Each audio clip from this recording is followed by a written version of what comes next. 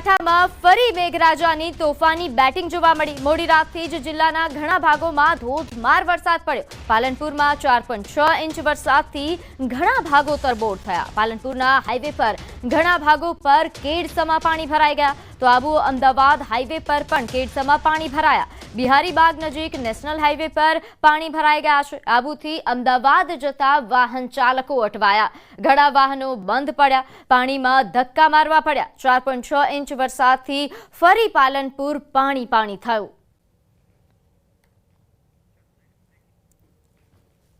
તો બનાસકાંઠાનું પાલનપુર કે જે ફરી પાણી થયું છે। અહીં 4.6 ઇંચ વરસાદથી પાલનપુર તરબોળ થયું। શહેરના ઘણા નીચાણવાળા ભાગોમાં પાણી ભરાઈ જવાની સમસ્યાઓ સામે આવી રહી છે, જેમાં ફતેપુર, જૂના બસ સ્ટેન્ડ, કીર્તિસ્તંભ સહિતના વિસ્તારોમાં પાણી ભરાયા। આ ઉપરાંત મફતપુરાના રહેણાંક વિસ્તારમાં પણ પાણી ભરાતા સ્થાનિકો મુશ્કેલી વેઠી રહ્યા છે।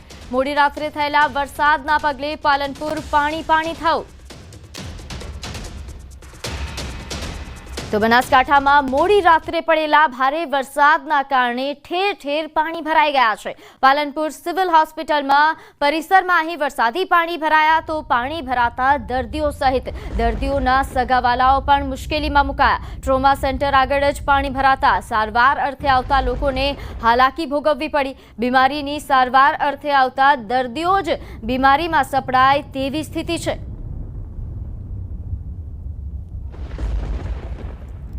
તો બનાસકાંઠા જિલ્લામાં મોડી રાત્રે વરસાદી માહોલ। લાંબા સમયના વિરામ બાદ બનાસકાંઠા જિલ્લામાં વરસાદ નોંધાયો। ડીસા સહિત આજુબાજુના ઘણા વિસ્તારોમાં ભારે વરસાદ પડ્યો છે। ડીસામાં સતત 1 કલાકથી ધોધમાર વરસાદ પડ્યો। અહીં ભારે વરસાદના પગલે ડીસા શહેરના વેચાણવાળા વિસ્તારોમાં વરસાદી પાણી ભરાયા। રસ્તા પર નદીની જેમ પાણી વહેતા થયા। ભારે વરસાદના પગલે ખેડૂતોને મગફળીના પાકમાં નુકસાન વેઠવાનો વારો આવશે। આ ઉપરાંત બનાસકાંઠા જિલ્લામાં મોડી રાત્રે પડેલા વરસાદના કારણે ઠેર ઠેર પાણી ભરાઈ ગયા છે। ડીસામાં 4.25 ઇંચ વરસાદ પડતા ગ્રામ્ય વિસ્તારોમાં ખેતરો જળબંબાકાર થઈ ચૂક્યા છે। આ ઉપરાંત ડીસા તાલુકાના કંસારી ગામે ખેતરોમાં પાણી ભરાઈ ગયા। અહીં પાકના વાવેતર બાદ ધોધમાર આવેલા વરસાદના લીધે પાક પર પાણી ફરી વળ્યું, જેથી ખેડૂતોના હાલ બેહાલ થયા છે। બનાસકાંઠા જિલ્લામાં જે વહેલી સવારથી જે વરસાદ વરસી રહ્યો છે તેને લઈને જિલ્લાના હાલ બેહાલ બન્યા છે। અત્યારે મેં ડીસા તાલુકાના કંસારી પાસેના ગ્રામીણ વિસ્તારમાં છીએ કે જે આપ દ્રશ્યોમાં જોઈ શકો છો કે ખેતરો જે છે તે અત્યારે જળબંબાકાર જોવા મળી રહ્યા છે। જ્યાં નજર કરીએ ત્યાં પાણી જોવા મળી રહ્યું છે। મહામૂલા પાકનું જે વાવેતર ખેડૂતો દ્વારા કરવામાં આવ્યું હતું તે અત્યારે પાણીમાં ગરકાવ જોવા મળી રહ્યું છે।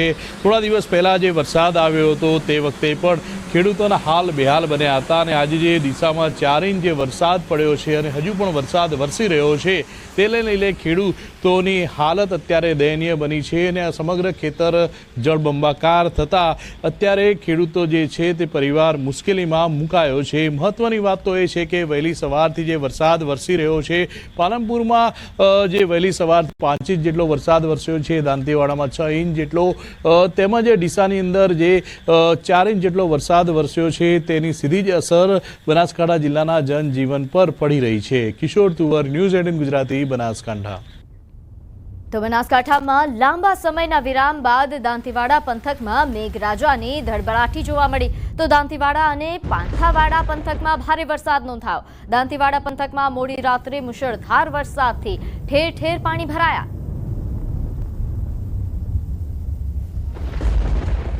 બનાસકાંઠા જિલ્લામાં લાંબા સમય બાદ મેઘરાજાની ધડબડાટી જોવા મળી છે। નોંધનીય છે કે મોડી રાત્રે વરસેલા વરસાદથી નદી નાળા છલકાયા છે તો અલવાડાનું વહેણ ફરી એકવાર જીવંત બનતા ખેડૂતોમાં ખુશીનો માહોલ છે। અહીં રેલ નદીમાં પાણી આવવાની શરૂઆતથી જ ધરતીપુત્રો ખુશ થયા તો ઉપરવાસ અને રાજસ્થાનમાં વરસેલા વરસાદથી બનાસકાંઠાને ફાયદો થયો છે। દાંતીવાડા, ડીસા સહિતના પંથકમાં મોડી રાત્રે વરસાદ ખાબક્યો।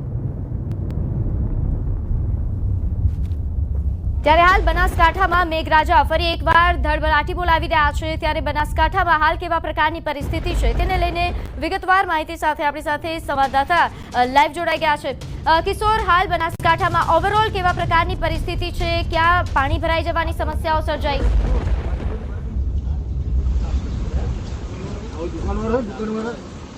ચોક્કસથી વહેલી સવારથી જે વરસાદ વરસી રહ્યો છે તેને લઈને બનાસકાંઠાના હાલ બેહાલ જોવા મળી રહ્યા છે.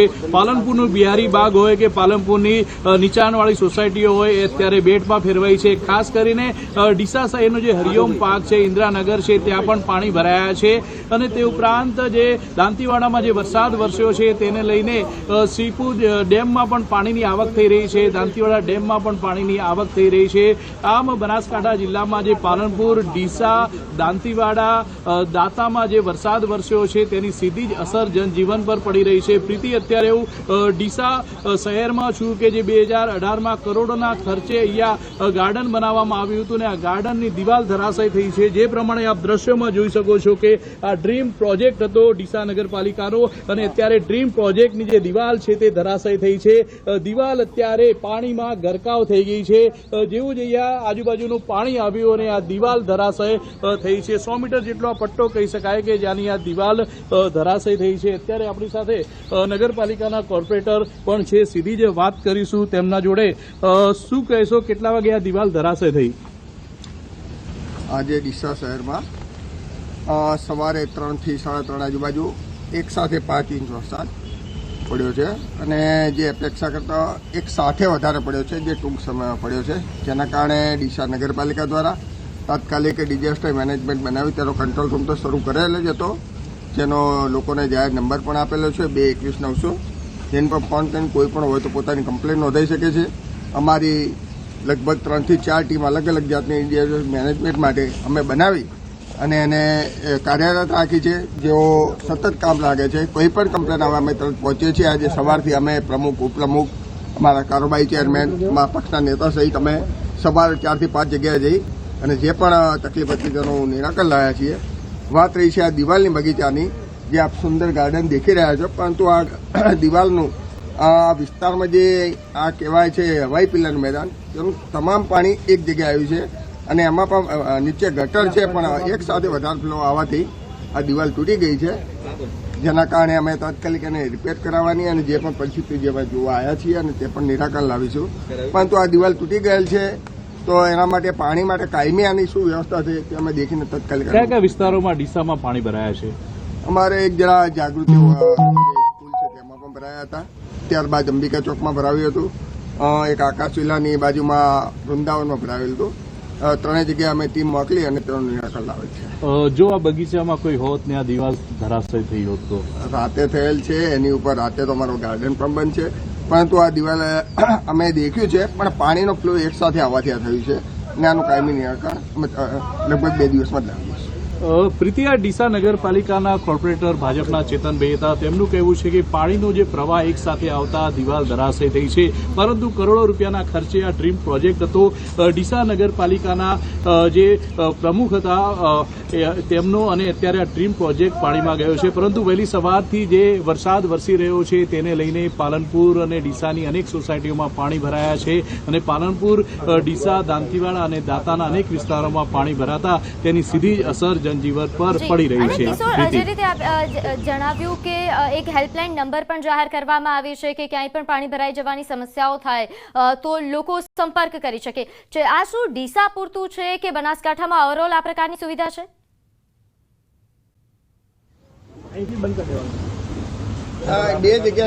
બનાસકાંઠા જિલ્લાની અંદર એક જિલ્લા કક્ષાનો જે હેલ્પલાઇન નંબર શરૂ કરવામાં આવ્યો છે, તે ઉપરાંત તાલુકા કક્ષાએ જ્યાં મામલતદાર કચેરી આવી છે ત્યાંના પણ હેલ્પલાઇન નંબર લોકોને આપવામાં આવ્યા છે કે કોઈ પણ જગ્યાએ જો પાણી ભરાય તો તાત્કાલિક ત્યાં જાણ કરી શકાય, પાણીનો નિકાલ કરી શકાય. તે પ્રકારની જે વ્યવસ્થા છે તે સમગ્ર ચોમાસા દરમિયાન રહેતી હોય છે અને જે હેલ્પલાઇન નંબર જે છે તે 02742 25 કરીને અત્યારે એક હેલ્પલાઇન નંબર પણ એક્ટિવ કરી દેવામાં આવ્યો છે વહીવટીતંત્ર દ્વારા અને લોકો હેલ્પલાઇન નંબર પર ફોન પણ કરી રહ્યા છે. પરંતુ ફરી એકવાર આપને દ્રશ્યો બતાવીશ કે આ જે દિવાલના કે જે દિવાલ આ ધરાશય થઈ છે, આ દિવાલ ધરાશય રાત્રિ દરમિયાન થઈ હતી, પરંતુ જો દિવસ દરમિયાન આ દિવાલ ધરાશય થઈ હોત તો મોટી જાનહાનિ થઈ હોત. પરંતુ રાત્રિના 3 થી 4 વાગ્યાના આસપાસ આ દિવાલ ધરાશય થઈ તેના લીધે મોટી જાનહાનિ અત્યારે ટળી છે અને મોટી આ જાનહાનિ ટળતા નગરપાલિકાના જે કોર્પોરેટરો અને અધિકારીઓ છે તેમને પણ રાહતનો શ્વાસ લીધો છે.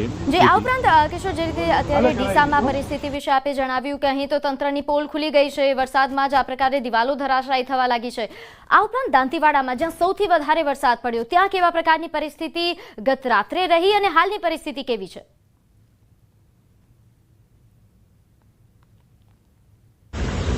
ચોક્કસથી દાંતીવાડા તેમજ પાંથાળા પંથકમાં જે વરસાદ વરસ્યો છે તેને લઈને પાંથાળા પંથકના અનેક જે રસ્તાઓ છે તે રસ્તાઓ ધોયા છે, અનેક વિસ્તારોમાં પાણી પણ ભરાયા છે.